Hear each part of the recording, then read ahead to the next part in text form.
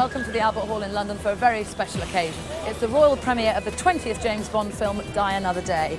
As Her Majesty the Queen celebrates her Golden Jubilee, 007 The Master Spy celebrates his Ruby anniversary. That's 40 years on the silver screen. Tonight I've been given privileged access to the man who plays James Bond and has done for the past 7 years, Pierce Brosnan. Also coming up on the show, John Cleese with his top Bond moments, and the Bond girls reveal all, plus the music, the gadgets and the cars that all make Bond Bond.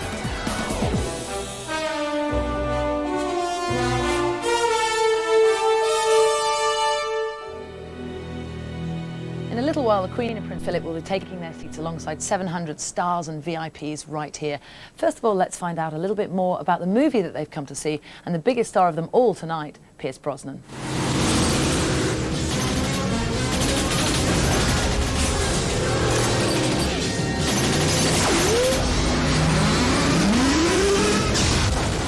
So we meet for the first time, Mr. Bond.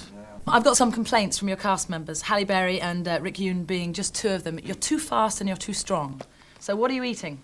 My shreddies.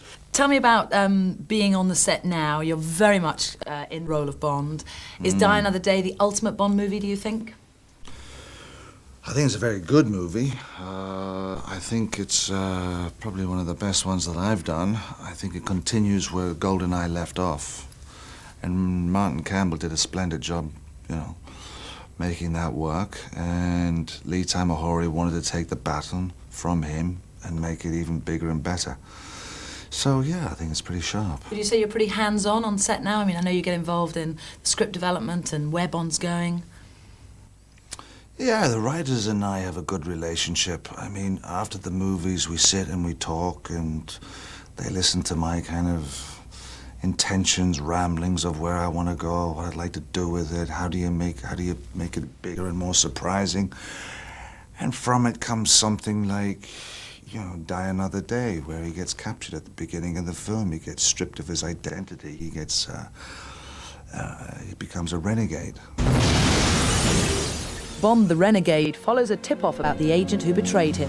He flies to Cuba, where he hooks up with Jinx and discovers information that makes M realise her best man is no traitor to Britain. Well, it seems you've become useful again. M wants Bond to uncover the truth about Gustav Graves, a millionaire entrepreneur who's dropped into Britain from nowhere. Bond follows him back to his base in Iceland and witnesses the launch of Icarus, a solar energy device funded by Graves. Bond fears it's to be used for sinister purposes. Now, John Cleese says that you hate technology as much as he does. Is that right? I loathe it. Loathe it. Well, then you'll love the bit in the film that made me laugh. You've got all of these gadgets. You've got this amazing car and the watch and the ring. And there's a scene where you and Halle Berry are trying to cut your way through a fence to an airbase. And you use secateurs. You got that. Yeah, absolutely. Did you pop that little one in there? I got that on the note. Excuse me, to make it my secateurs out. Here we A bit go. of gardening. You know, instead of, you know, the watch, zoop. Anyway, there you go. Well, what can I say? But I think it's good. Keep dropping those things in. Yeah. Now, I've been asking some of the other cast members. It's a well sort of thought through scene in lots of the Bond movies where you have to grab anything that's at hand to kill your opponent. Now, imagine, if you will, for 1 second, that you're in a very domestic environment and the only thing to hand to kill your opponent is a rubber duck. How would you kill him or her? With a rubber duck? With a rubber duck. I think I'd get their bottom Lee's got... jaw and I'd shove it down their throat and gag them with a ducky. Doesn't squeak, though. It doesn't You've squeak. got to have a squeaky ducky. Oh, I'm sorry, it You doesn't know? squeak. Nah, it's not good. Getting ready for a right royal premiere like this is a mammoth task. The police shut off the area at lunchtime today. The Ice Palace that features in Die Another Day has been a major inspiration for the planners as they've imported 54 giant icicles from Germany.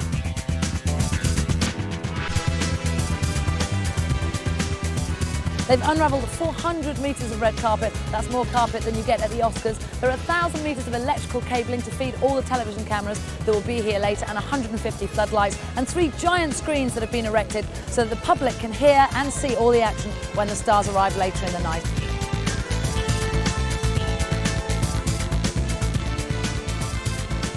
And to top it all, there's a big bang. That's right, when Pierce Brosnan arrives, fireworks go off. It's going to be huge. As Pierce Brosnan turns up in his car, the car pulls up, is an announcement as he gets out of his car. We're going to do a chase of pyrotechnics along from this end of the hall to the other end. As they get to the last one at the end, we do a whole 45 going up together in one big hit. What better way to celebrate 40 years of Bond than to meet some of the stars that have played him over the years? Nobody does it better. Makes me feel sad for the rest. Nobody does it half as good as you. Baby, you're the best. What about tonight's premiere? It's a pretty special one, isn't it? Very large. Well, after 40 years, it has to be, doesn't it? Are you surprised that the Bond legacy has continued to live on the way that it has? I was surprised it continued after I started. No, not at all. Who's your favourite Bond apart from you? I don't remember another one. Yeah, it's a great cast list, isn't it? It's Not only in the movie, but out here. In any event, this would be, I think, the greatest movie premiere anywhere in the world. And it's even more special tonight because of all the people that are coming and Her Majesty the Queen. And it's British. And it's British. It's excellent. Well, the money's American. Well, there we go. We won't go into that. I wish I'd done one more Bond film. I also am very surprised. It's just one of those phenomenal things in life. We haven't changed. We haven't. All your Bonds are living on. That's right. I mean, people haven't changed. It's still like the same thing. Enjoy yourself tonight. Thank you. Tell me, what was your favourite Bond moment of them all? Well, I think probably in with the golden gun, when I pointed the gun down and I said, "Speak now or forever hold your peace." And he did.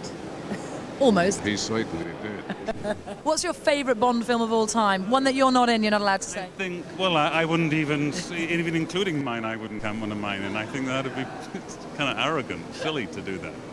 I almost one that's the least like a Bond movie of all, in a way, and it would be From Russia with Love. Ah, okay. Probably Interesting. my favourite. Well, enjoy tonight anyway. Thank you very much, Mrs. Dalton. Bye-bye. More stars from Bond's 40 years later in the show, but now we're going to take a little break. We're going to be right back, though, with baddie Toby Stephens on how to do away with a 00. Halle Berry reveals her sexy secrets. There's Bond girls galore, and John Cleese with his top Bond moments. You just can't beat that kind of British expertise, can you?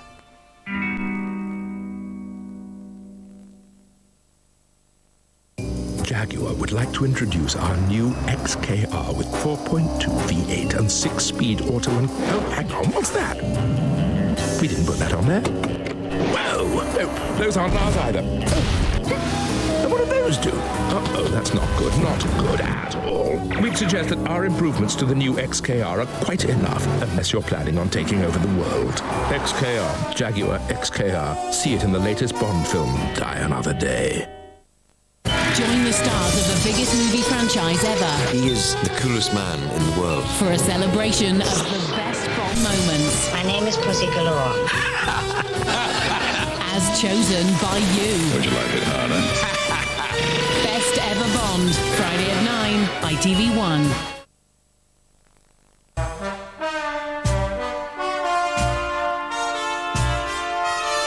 Welcome back. It takes a very special kind of person to ski off a cliff edge, swim in a shark-infested tank, or coast on a burning oil tanker. Breathtaking stunts and Bond movies go hand in hand, and the 007 producers are forever trying to push the boundaries.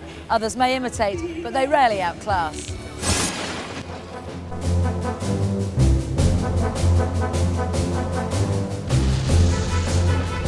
I think there's so many of those great stunts. You tend to forget about them because the films are so action-packed and they're such an integral part of the movie. It's a unique art, being able to do stunts and still keep them as an integral part of the storyline and everything else. Bond stunts are legendary, and Die Another Day follows the great tradition of kicking off the movie with a high-octane chase sequence before the main titles. And the vehicle of choice? Hovercraft. Hovercrafts are amazingly unusual things to work with. You have to totally forget your normal concept of vehicles and wheels and going in straight lines. A hovercraft will take the least line of resistance, so the slightest undulation in the ground, the hovercraft will slide down it, unless you've got a lot of forward momentum. If you have forward momentum, then the turning circle gets bigger, so they're tough things to drive in confined spaces. I always looked at the chase as the stagecoach chase. I had the big hovercraft going along, which was Moon's hovercraft, and the 4-1s going along it with the Indians, if you like, coming alongside the stagecoach. Chris Corbould and his team that built them did an amazing job. Special effects designer Chris Corbould works closely with Vic to ensure that the stunts, the explosions and the gadgets work hand in hand. We had to do a sequence where this laser from space, for want of a better word, is sweeping across a demilitarised zone. And we did a series of explosions over probably a quarter of a mile, all coming towards camera. Many explosions with flame and lots of dust going in the air. And the crescendo of watching that coming towards camera was just a wonderful feeling. If you see the movie, you see Pierce Brosnan right in the thick of it, getting wiped out with huge explosions, big 50 caliber shells hitting trees around him, blowing shrapnel all over him. And Chris is the man we entrust to make those explosions safe for a star of $100 million movie we're dealing with. And for me also to make my life safe, I didn't have to worry about that. I say, how close can I get to this particular thing? What can I do with that particular explosion? And Chris will tell you down to millimetres what we can do. We did want to step out and kind of create what I keep referring to as the great old Lewis Gilbert era of kind of expansive Bond movies of yesteryear, without being old-fashioned about it. We haven't been this kind of big and outrageous for a long time with a Bond movie, so it was fun to kind of go back and do this type of picture and lay a lot of 21st century action on top of what's effectively a good old-fashioned Cold War spy thriller. The trailer for Die Another Day shows a little of the movie's famous car chase filmed on a frozen lake in Iceland. Chris told us how they beat the cold and stayed afloat. We all would have liked the ice to be a little bit thicker when we got there. We did actually, in all the cars, put inflation bags so that, if they did go through the ice, they had something to keep them afloat. And whenever we all went on the ice, we were all togged out in immersion suits. Vic Armstrong has been associated with the Bond movies since 1967. As a stuntman, he was the first ninja to descend from the rim of the volcano in You Only Live Twice. He's doubled for Connery, Lazenby and Harrison Ford in all 3 Indiana Jones movies. He's been the Bond's second unit director since Tomorrow Never Dies and masterminded that famous Thames riverboat chase in The World Is Not Enough. He's perfectly placed to recommend the best 3 Bond stunts ever. I think GoldenEye was a tremendously impressive stunt. The bungee jump off the dam, that took a huge amount of courage and commitment. It's phenomenal. The barrel roll in the car was wonderful. Rick Sylvester going off the cliff edge, I think, to me, is one of the most memorable everywhere around the world, and the cheer that went up when he went off and that Union Jack parachute opened. It was absolutely fantastic. Obviously not something you should try at home. Well, they've spent the year dodging explosions, crashing cars and fencing swords, but tonight they've donned their glad rags for a little quiet night at the flick.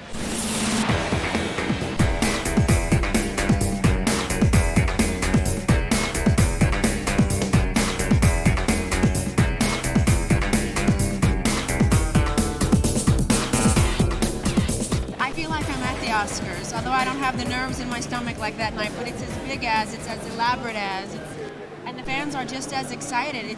I'm overwhelmed. Can we have a look at your dress, because it's amazing? Do us a little turn, and you've got something rather splendid on the back. I think I have. Someone put it there. Yeah, what is that? That's beautiful. Tell us where you got it from. It's a Giorgio Armani dress. Oh, how lovely. I saw on the catwalk, and I just thought, I've got to wear that one day. And you just happen to have the royal premiere for the occasion. Yeah, so it's fantastic. Did you enjoy your fencing scenes, Madonna? Yeah. Yeah? Okay, who was tougher in the fencing scenes, Pierce or Madonna?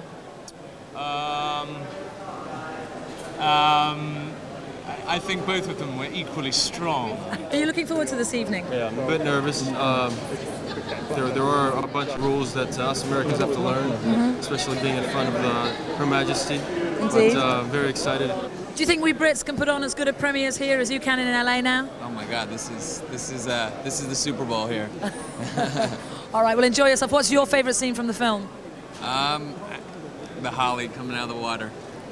That's got to be in a lot of people's top 10. The classic. Yeah, thank you. Enjoy yourself. As a Bond girl, you have to be beautiful, but that doesn't mean that you're a bimbo. Halle Berry and Rosamund Pike in the movie play fiercely intelligent, highly trained women. And like Honor Blackman, Barbara Bach and Ursula Andress before them, they're as fast with their tongues as they are with their high kicks. Mojito? I think we need to learn as women that it's okay to be sexy and be in control of our sexuality and use it to our advantage. And also, balance that out with, being intellectually sound. I've got 2 words for you. Cinnamon buns. I know. That's what I should have been. Sam Jackson said I should have been cinnamon buns. That would have been fantastic. Was that what everyone was calling you on set? Sometimes on the set, they would call me, just to, placate me, they call me cinnamon buns. In a lot of Bond movies, a lot of the women were kind of forgettable because they weren't very good actors. They were just, appendages to Bond, and it was just very beautiful but kind of fairly empty. And what I wanted was a smashingly beautiful actress, and someone to go head-to-head with both Pierce as Bond and to go as a character head-to-head with Bond. And to me, I thought, let's go for Halle. Rosamund Pike makes her feature film debut in Die Another Day as the cool and beautiful Miranda Frost. At first, they want us to think she's a baddie working with Graves, but it soon turns out that she's batting for the same team as Bond. In your 3 years in cryptology, you've managed to keep business and pleasure separate. You haven't fraternized with any of your fellow agents, despite several advances. I think it would be foolish to get involved with someone within the community, especially James Bond. What was the experience to walk on set for the first time? The biggest Bond movie probably of all time right now as well. When you get onto those big sets, it's like going to work in a big theme park or something. I mean, I think even what appears on screen, which is fantastic, is just not as awesome as it was to be there. The first day was that scene with Judi Dench, which was, everyone said, oh, that'll be a nice way to start. I thought, want to reckon? Yeah. We wanted to know if Judi Dench considers herself a Bond girl. It was my husband and daughter's reaction, which was exciting, which is, they said, go for it, be a Bond woman. Can't say Bond girl anymore, Bond woman. And they were very excited about it, and so was I excited, but I was apprehensive for a minute. But they said, no, do it.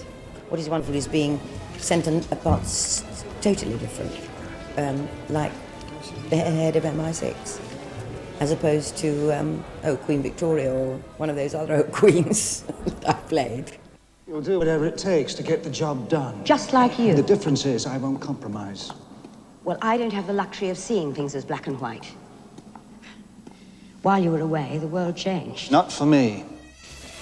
Die Another Day shows that Bond can have a girl and the baddie can have a girl. Doesn't that leave somebody out?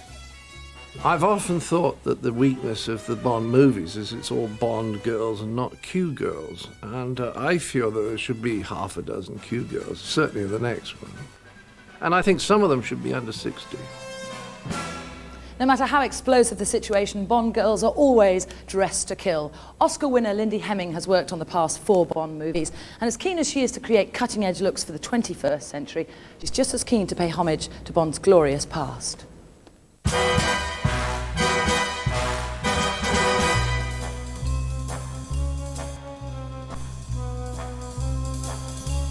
Sean Connery, in fact, wore the most wonderful classic-looking suits, and they do hold up.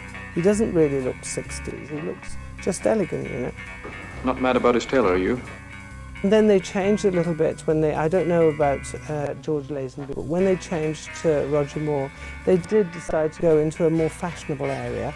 And I think that even though he looks fantastic for the time that he was making them, then when you look at them, they do look like a bit of period costume reference in a way. With Timothy Dalton, they did a different thing then. They tried to make him look really quite street. And, television was very big then, and I think that there was a lot of influence of him looking quite kind of, down on the street and tough guy. And I think that they went a little bit away from the sophisticated elegance, the joke of sort of straightening your tie when something terrible's happened, or, you know, I don't know, shooting your cuffs. That kind of went, and I think I wanted to bring that back. But that does derive from Sean Connery in the beginning, you know. Lindy has updated the famous 007 look with suits supplied by the Italian fashion house Brioni.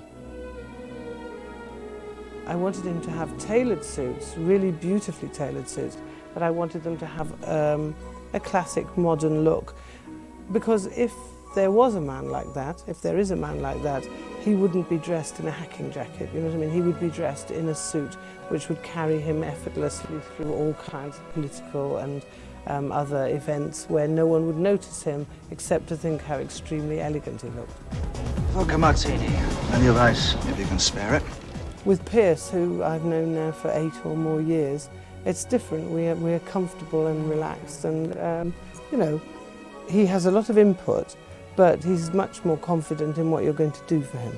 When he sticks on these Brioni suits and these other cool clothes that are really designed for him, I think it even affects him, Pierce Brosnan, the man, rather than the character of James Bond, because I've seen him walk across the studio and dressed in these clothes, and he just changes completely. It's just quite a shock, really. And even I go, wow, look at that. You know, and you just see James Bond in front of you. One of the joys of doing the film is that you always get to do these glamorous dresses. I mean, you can think of Jane Seymour as Solitaire in her fantastic red evening dress. And, you know, you take Sophie Marceau, did her a fantastic red evening dress. There's always these nods, and I think Barbara Bach had a fantastic blue dress. And you always try and make sure that what you're doing is fashionable, but not too, you know, too fashionable, I think. Glamour more than fashion, probably. Because it was the 20th Bond and the 40th year, I think we were all looking at the script and thinking, you know, what could we do? What would we make little nods at the past and, you know, take ideas from the past. There was talk of this character, Jinx, to be played by Halle, coming out of the water somewhere, you know, Cuba, hot, warm, and of course immediately it springs to mind that, you know, you must do an homage to Ursula Andress. Magnificent view. This is a drawing which was done to show to Halle Berry. I wanted to do it, make it modern, a very modern thing, and I often work with La Perla, who is a famous underwear company. This is the original costume from the archive, and one day I'm sure it'll be selling in Sotheby's for millions. This is Rosamund Pike's dress for the Ice Palace sequence. All these crystals are from Swarovski, and I think a lot of the chandeliers on the set as well in the Ice Palace are from Swarovski. It moves beautifully and is in a very good contrast to Halle, who's wearing a really, really vivid pinky, purpley pink dress, also with diamonds, which is by Versace. This is the costume for Zhao, and this costume consists of a very heavy, rubbery, leathery outdoor cape with a great big hood that he wears to disguise what's happened to his face. I call it my post-Matrix look. He looks sort of evil and rather frightening and a bit Bond villainish. You know. Hard-wearing rubber designs like this are ideal for icy and wet weather or chilly air-conditioned sound stages. But the finest tailoring in the world is no match for the rigours of a film set.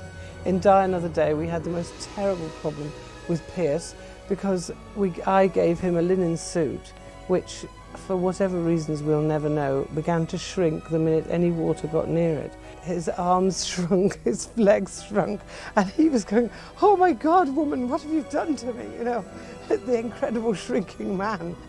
Time for another break, but we'll be back in a couple of minutes with baddie Toby Stephens on How to Kill a Spy, John Cleese with his top Bond moments, plus all those Bond gadgets past and present. See you then.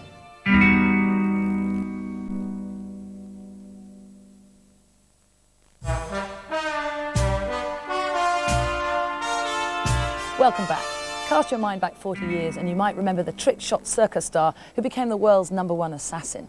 Or what about the billionaire smuggler with a passion for golf and gold? Or the anarchist with a bullet lodged perilously close to his brain? I am, of course, talking about Bond villains. And Die Another Day has some of the youngest and the baddest.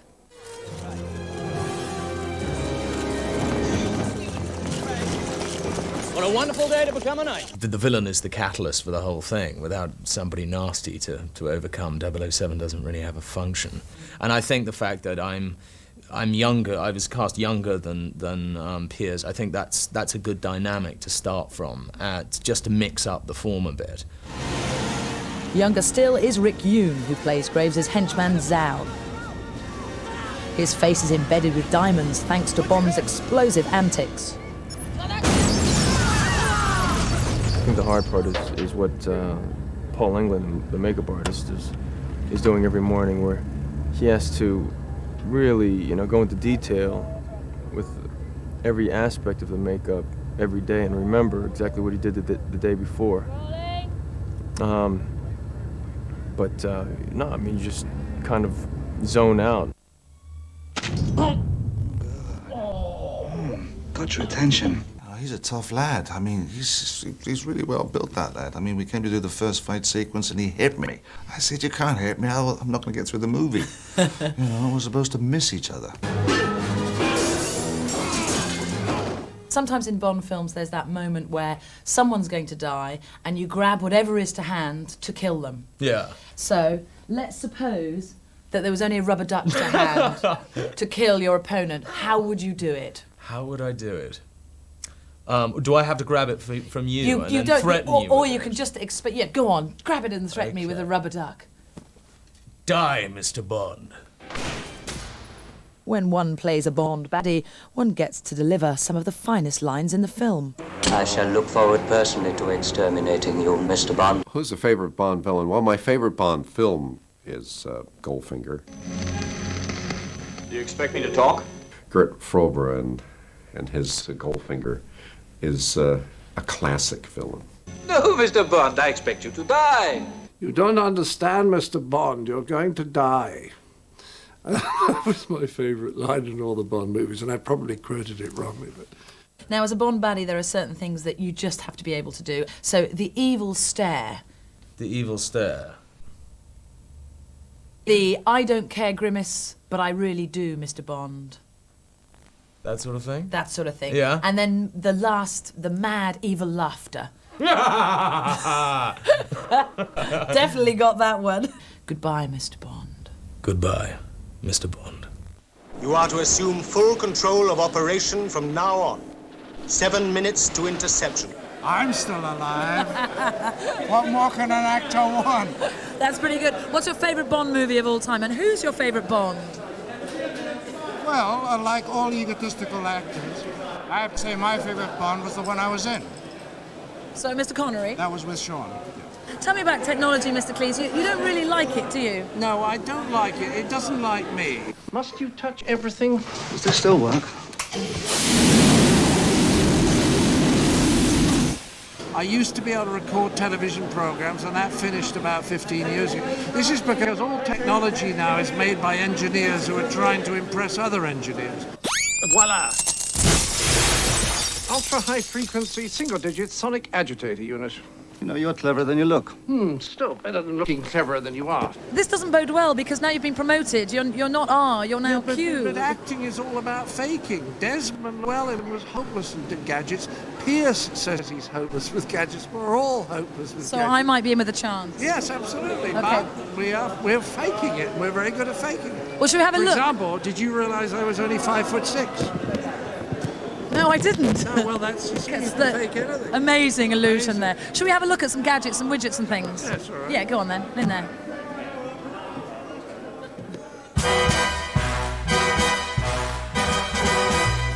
Bond. Bond. Bond. Bond. Bond. James Bond. What do we know about him? Well, he's a Philadelphian ornithologist, author of that influential reference guide, Birds of the West Indies. And oh, I'm sorry, I'm not classified to talk about him. So, James Bond, the other one, 007, that one. He works hard. He plays hard, too. You missed, Mr. Bond. Did I? Well, I'm playing strict rules, so I'm afraid you lose the hole and the match. Bond is wildly in love with sleek and stylish cars. I know what you're doing. Really? What's that, dear? You are just trying to show off the size of your Engine? ego. Especially if they're equipped with state-of-the-art technology. And if they allow him to show off his party trick. He can do that in oil tankers too, you know. When one thinks of 007, one thinks of sharp-suited elegance. Though he keeps an outfit for every occasion.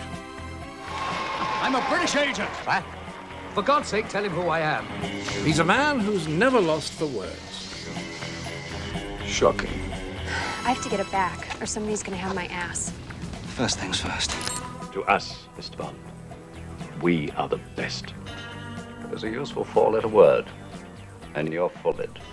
James Bond likes a drink, but never to excess. Would you get me a medium dry vodka martini? What is Shaken, not stirred. Oh, that's stirred, not shaken. That was right, wasn't it? Perfect. You'll never find him under the table, except in the line of duty. Is anything the matter? Just a slight stiffness coming on. You shot your boat, Stromberg. Now it's my turn. He's definitely got an eye for the ladies. Hi, I'm Plenty. But of course you are. My name is Pussy Galore. I must be dreaming. Plenty O'Toole. Named after your father, perhaps? I think he's attempting re-entry, sir.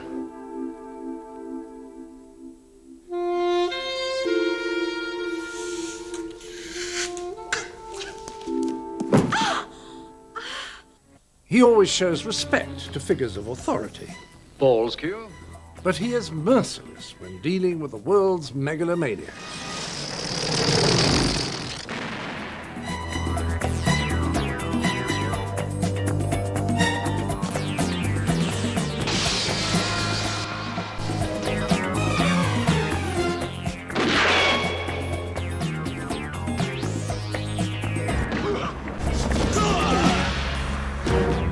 For England, James?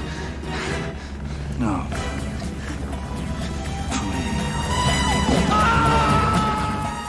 With 40 years of hard-earned experience, James Bond is an expert at everything.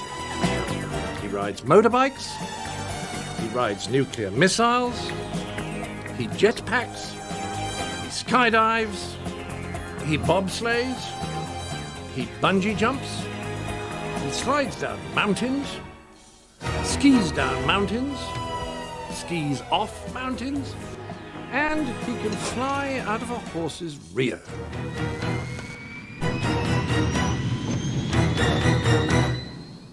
You just can't beat that kind of British expertise, can you? No, you certainly can't, John. Now, as we've already said, there are 700 stars and VIPs attending tonight, including the Queen and Prince Philip. Now, some would say that Lizzie is the star, but others might argue that the real Queen Bee of tonight is Pierce Brosnan.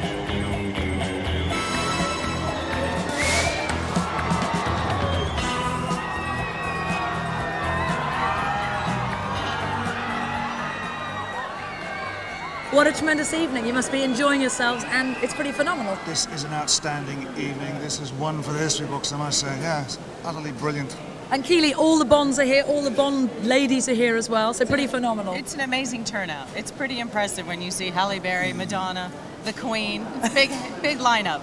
We've been asking everyone, Pierce, about their favourite Bond movie of all time. You're not allowed to include your own Bond films, but is there another favourite for you? Goldfinger. Goldfinger has very sentimental value for me. It's the first movie I saw. I was a boy of 11 years of age. I'd just come over from Ireland. It was 1964. And I saw this great spectacle up on the screen. I didn't want to be James Bond, but it certainly kind of sowed a seed for wanting to be up on the screen, so to speak. It had a certain magic quality. Bond wouldn't be Bond without the gadgets, the deadly wristwatches, the lasers, the missiles, the remote-control cars. Now, in the films, Bond owes a huge debt to the efforts of Q, but in reality, it's a little bit different. Now, pay attention, please.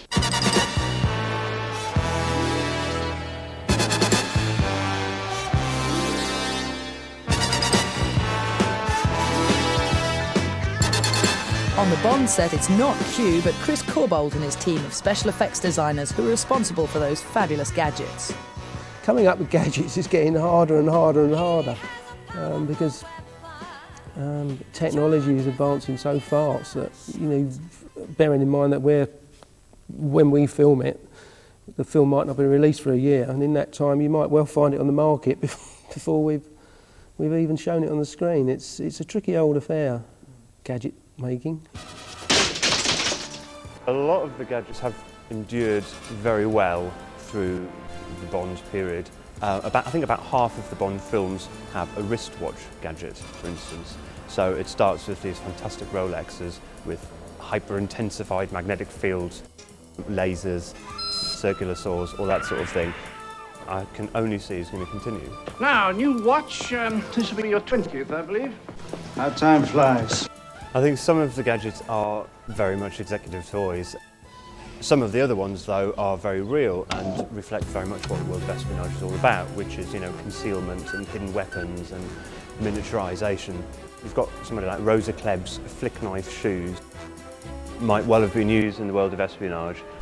The car behind me is the new Aston Martin, the Vanquish, and I think what's special about it is it's a very neat counterpoint to the early Bond cars, which was an Aston Martin DB5, and that set the whole future for cars and Bond, and now we've kind of come full circle. I don't think we've ever fitted as many gadgets in cars or any other vehicle ever before, and not only did we fit them in one car, we had the baddies car with them as well. It was quite unique actually, the whole cat and mouse sequence between the two cars. I like the jokey gadgets, to be perfectly honest. I mean, the ones I really like were like the sofa that swallowed him up, and the telephone box that blew up with a guy trapped inside it. Don't touch that! It's my lunch. This is one of the most memorable Bond gadgets. It's from Octopussy. It's the 12-foot-long Acrostar mini jet. It's a fantastic device, memorable scene.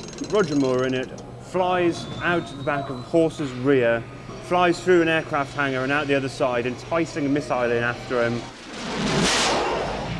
You imagine that the device is pretty far-fetched. In fact, this is a real gadget. He really did fly through the hangar. There's no other film where you get such a variety of things to make, places to go, you know, the locations, the different vehicles, different gadgets. It's just absolutely amazing. I mean, it's a boy's dream. Time for one last break, but we'll be back with London's biggest Bond premiere of the last 40 years in a couple of minutes, when we'll be talking to Bond's musical maestro. There's the royal seal of approval and more of the world's most beautiful people.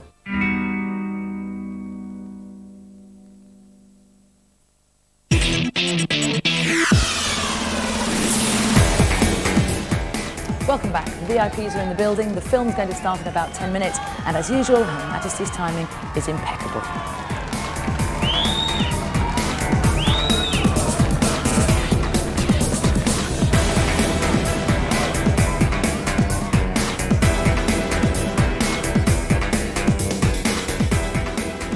Right now, the cast and crew of Die Another Day are waiting to meet Her Majesty the Queen, and this is the first Bond premiere that she's been to since 1967, so I wonder who's more nervous.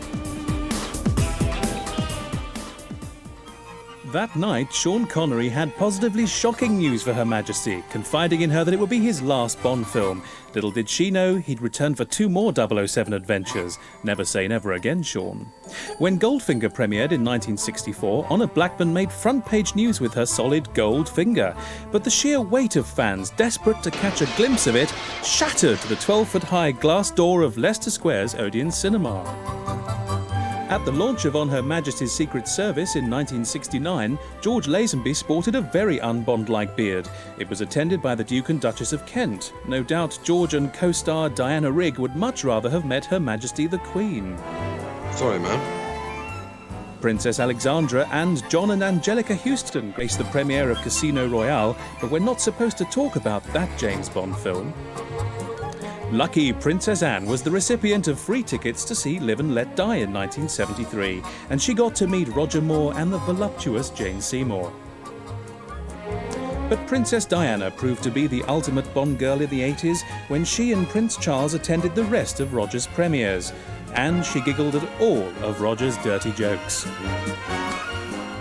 As the decade wore on, she knocked the living daylights out of Timothy Dalton in a glittering gown studded with sequins. During the 90s, Pierce Brosnan's irresistible appeal has ensured that Bond premieres attract only the finest stars. So many stars turned up tonight, and I caught up with a few of them. You look fabulous tonight. Love your outfit. Very Macy Gray. Thank you, thank you. Can you give us a little burst of Goldfinger? No. Oh. Cost you a fortune. Okay. What's your... I sang so much last night at the tribute to Bond that... it's Oh, my voice night all off. gone. Yes, We love Roger. Roger is a prince of a guy. And, well, there's nothing bad to say about him, I have to say, other than the fact that he is a real joker, and sometimes he really went too far with all of us. It's a bit of an unfair question to ask, but was he your favourite Bond, or is there another one now? Well, he's my favorite one, of course, because I worked with him twice and I adore the man. And but of course, I think that all the James Bonds have been really quite extraordinary. I think Pierce is doing a great job. I think we're all kind of open-mouthed about it. None of us can believe what an amazing phenomenon it is all over the world. Once you've been in a Bond, everybody, it's incredible. The fans are just crazy about it. Halle Berry is incredibly special, so she's going to be a good match for Ursula Andress, I think. One to watch. Oh, definitely. She's very special. Who's your favourite Bond man of all time? Pierce. Pierce. No question. He's sensational, don't you think? My favourite Bond girl is Ursula Andress, so, I think we're all fans of each other. Have you seen Halle yet in her role? Halle is just something else.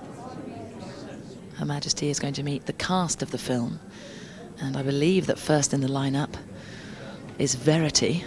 That is Madonna to you and I, and she performs the title track for Die Another Day, and also plays a bit of a villain in the film, and she's curtsying, being very polite. Let's hope she stays a well-behaved lady this evening. John Cleese there, who of course plays Q. He was once introduced to the Queen Mum as John Grease, so I won't make that mistake.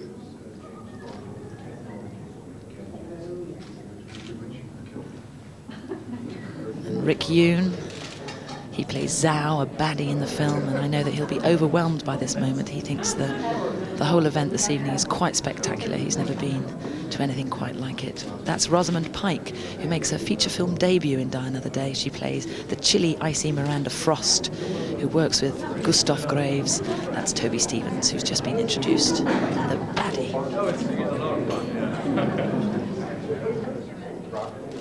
Dana Broccoli there, who is the wife of the late Cubby Broccoli, the famous 007 producer who's kept the Bond legacy alive for all these years. And that's Barbara Broccoli, their daughter, and a producer as well of the Bond movies and Die Another Day. Lee Tamahori there, the director. He certainly relished the task and enjoyed every moment, I think. Big budget. That's Halle Berry, of course, who plays Jinx, and the man himself, Pierce Brosnan. He needs no introduction, but he's James Bond. The Queen is in the building, and when she's sitting comfortably, the film will begin. One of the first things to pop up will be the opening credits. Now, over the past 40 years, the world's top musical brass have been attracted to sing the title track, but every Bond film starts with that famous Monty Norman tune.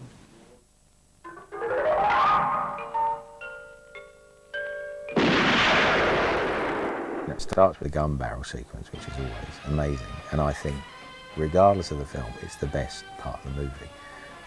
When those little dots come across the screen, you think, this could be the best Bond movie ever made. It's about to happen to me.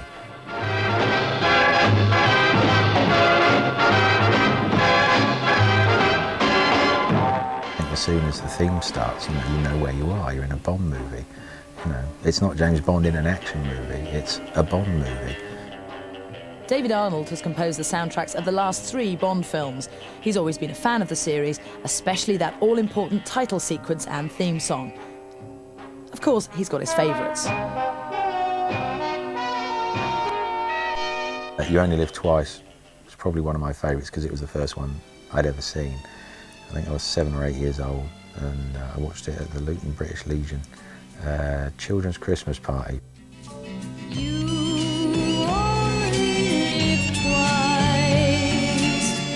James Bond, you know, which in that case at the time was Sean Connery, you know, in bed, post-coitally, being murdered by machine guns, and then, you know, you have this amazing song, You Only Live Twice, with Nancy Sinatra, and then you cut back and you have the Space March music that John wrote for the space shuttle being eaten by the other big spaceship, which goes down to a hollowed-out volcano, you know, and I'm thinking, like, I'm 8 years old, and I'm going like, okay, you know, I'm a fan.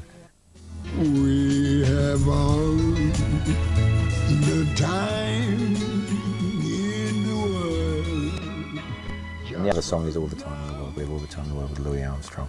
It's an incredibly poignant, beautiful, wonderful piece of music, perfectly delivered and recorded and arranged and produced, you know, a little piece of perfection.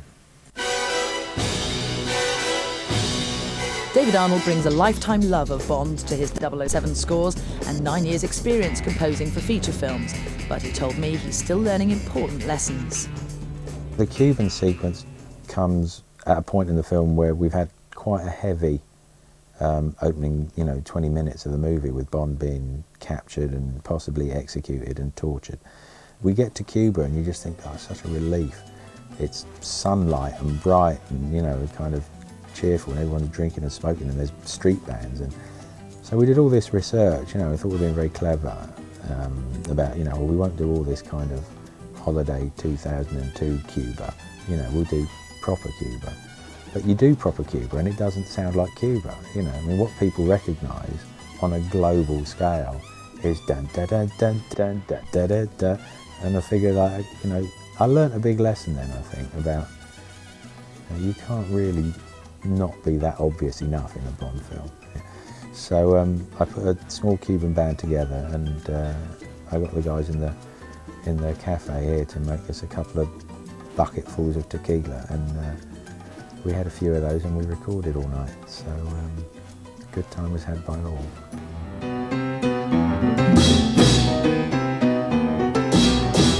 David was then faced with scoring the dramatic scene in which Graves first reveals the Icarus satellite. His inspiration came from a highly unusual source. This thing, you know, opening up in space has to be so kind of awe-inspiring and so dramatic and so huge that, you know, we figured very late in the day that choir would be the only thing that would do it. So I wanted them to be chanting something before, as it starts to open, you know, just a low kind of, oh, before it opens, and then it's going to go, ah, it's got to be, you know, enormous when the light hits it. I didn't want to do it in Latin because it's a bit odd. And we thought about getting some stuff in Korea, which was a bit queer. So what the choir are actually saying is, look at the size of that umbrella, but backwards. So I thought that's what it looked like. Well, as your Bond premiere draws to a close, the night is just beginning for everyone here. When the film ends, the stars, the cast and the crew will be partying into the wee small hours across the road at Hyde Park. I've got a film to watch, so I'm going to leave you with Madonna and the video for Die Another Day. Hope you enjoyed yourself. Bye-bye.